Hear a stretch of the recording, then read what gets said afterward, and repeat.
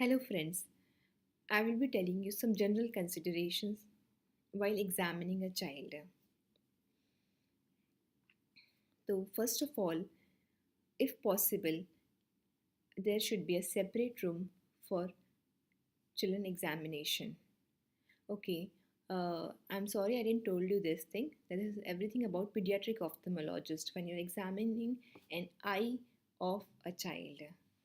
Okay. Hmm. So, to start with the eye examination, first of all, there should be a separate room for the children. That will be the best thing. Even if it is small, if it is a separate room, and separate room means what? There should be small table, chair, and few toys all around the room. So that makes the room little lively for them, a little more entertaining for them. They feel like they have come to a small park. Not exactly the park.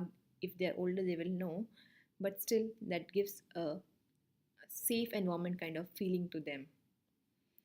So that is how to make the surrounding.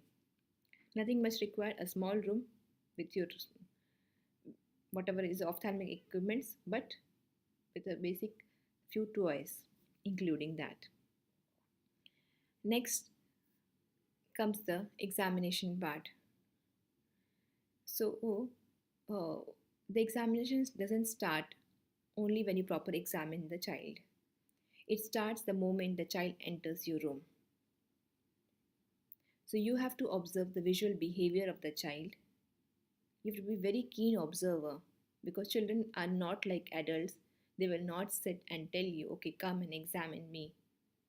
You have to be a keen observer and note down the points which doesn't require a proper asking with the child or something like that. So what are the points which you have to observe when the child enters your room? One, the visual behavior of the child. Second, his or her head posture. Is it normal or is it abnormal? Because like this, chin up, chin down, anything like that, you can observe when the child enters your room. So, one, visual behavior. Second, head posture. Third, any dysmorphic features. Fourth, you can simply observe the parents, the siblings coming along with them, whether they are also having any problem externally. You can find out by observance, so that to know that whether the condition is familial. Okay, so just be a keen observer. Now the child has come to you with a parent. Now most of the children will prefer to sit on the lap of a parent if they are very small. Okay, you should allow that. And never start by saying that I am going to examine you, because a child is not in a mood to get examined. They don't understand their problem and all, so they have just come with their parents, so definitely they are not in that mood. So what we should say is that okay, okay, what's your name and which school do you go, which grade are you in, something like that. And let's start playing. Just gain become little familiar with this child. Let him or her believe that you're not going to do some extraordinary things, and because they're already in a frightened state sometimes when they come inside.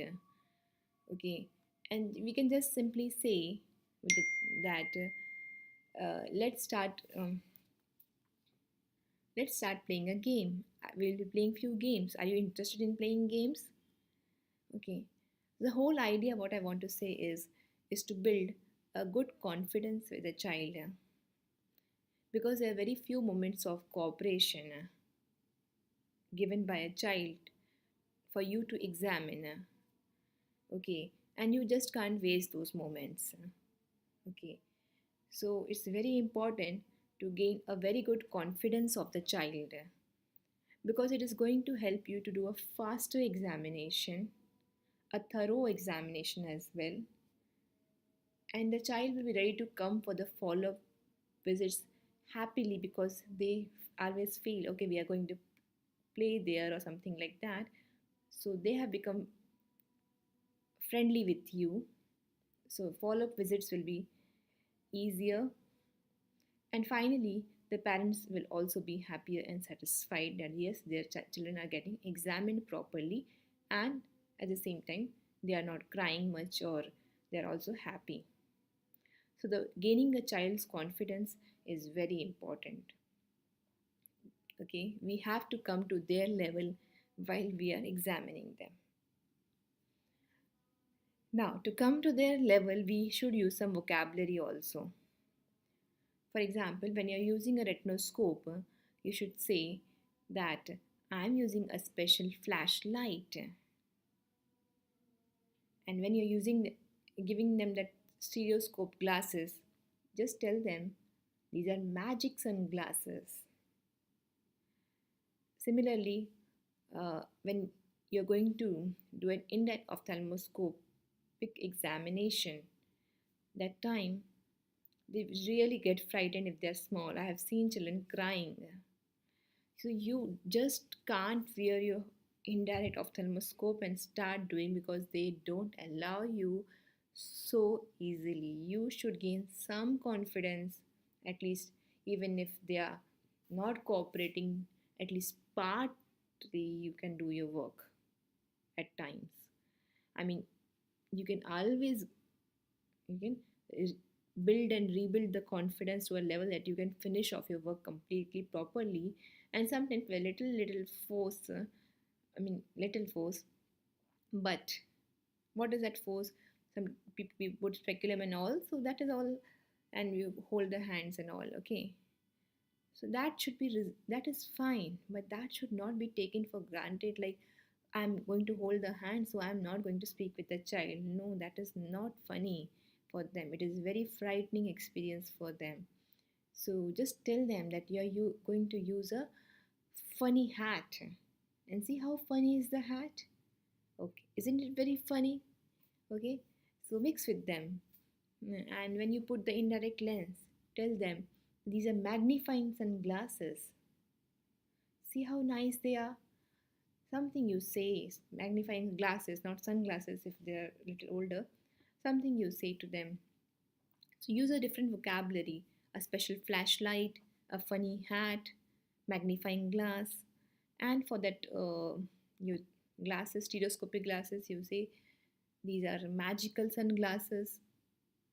Okay, so use the vocabulary, a different vocabulary with them.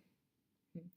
And if at all you find that you have done your best and the child is just not cooperating, okay, don't repeatedly do an examination the child just doesn't want you to do.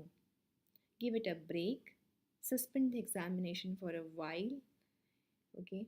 Tell the parents to go out and come back after either a few minutes, or to just go to their home, and they can come at the next visit. The child may have forgotten everything by that time and would have started cooperating to you, okay. Or if not, they are fully cooperating. Even on the second visit they will be partly cooperating, because then they also start getting used to it. They also start understanding that this has to be done. If they're a little older or something and they're very small, they will simply forget, and you can again build your confidence. So building a confidence with a child is the everything which is very much important, besides all what we learn in pediatric ophthalmology. Okay, wish you very good luck and thank you.